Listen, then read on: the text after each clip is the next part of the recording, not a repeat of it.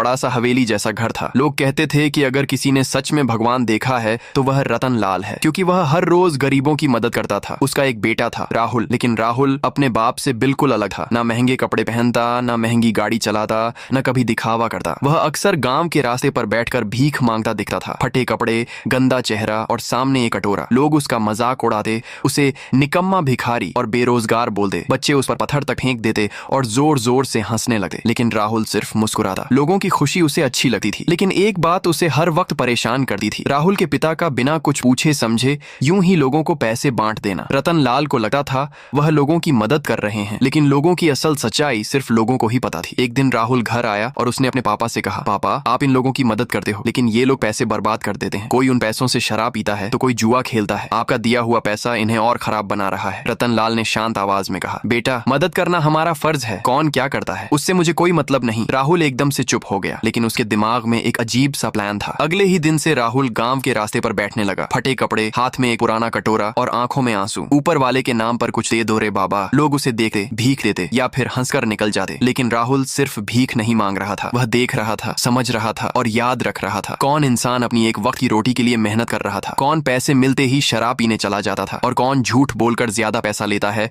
और अपनी जिंदगी मजे से जीता है। राहुल का मास्टर प्लान अब तैयार हो चुका था। उस रात पूरा गांव सो रहा था और रतन लाल भी अपने घर में सो रहे थे। तभी गांव में एक काली गाड़ी आई। उसमें से कुछ गुंडे उतरे और वे रतन लाल के घर में घुस गए। उन्होंने पहले रतन लाल का सारा पैसा चोरी किया, फिर रतन लाल को ही अपने साथ ले गए। सुबह गांव में सबको पता चल गया रतन लाल का अपहरण हो गया है। सारे लोग परेशान थे, राहुल भी बहुत परेशान था। तभी उसका फोन बजा। सामने अपहरण करता थे। उन्होंने कहा, अगर तेरा बाप तुझे चाहिए तो 10 लाख रुपए तैयार रख। राहुल ये सुनते ही हैरान हो गया, लेकिन गुंडों ने गुस्से में कहा, हम कुछ नहीं जानते, बाप चाहिए तो पैसे तैयार कर। राहुल बहुत परेशान हो गया, अब इतने सारे पैसे कहां से लाऊं? तभी राहुल की नजर गांव वालों पर गई। राहुल उनके पास गया और बोला, मेरे पापा की जान खतरे में है, उन्हें बचा लो। लेकिन हर आदमी चुप था, किसी ने उसकी मदद नहीं की। सबने पैसे देने से मना कर दिया। राहुल का दिल टूट गया, फिर भी उसने हार नहीं मानी। राहुल गांव में गया, लोगों के घर जाकर बोला, मेरी मदद करो, मेरे पापा को गुंडों ने किडनैप कर लिया है, उन्हें बचा लो। गांव वाले शांत हो गए और बोले, राहुल हमें माफ करना, हमारे पास पैसे नहीं है। राहुल चुप हो गया और घर जाने लगा, लेकिन तभी उसकी नजर अंदर रखे पैसों पर पड़ी। वह हैरान रह गया। राहुल शाम तक पैसे न दे पाने की वजह से गुंडों ने रतन लाल को मार दिया। अगली सुबह रतन लाल की लाश गांव के बीच मिली। राहुल रो रहा था, लेकिन गांव वाले बहुत खुश थे। अच्छा हुआ बूढ़ा मर गया, वे लोग खुश हो रहे थे। लेकिन तभी अचानक रतन लाल उठ खड़ा हुआ। गांव वाले चौंक गए। असल में ये सब राहुल का प्लान था, अपने पापा को गांव वालों की असली सच्चाई दिखाने के लिए।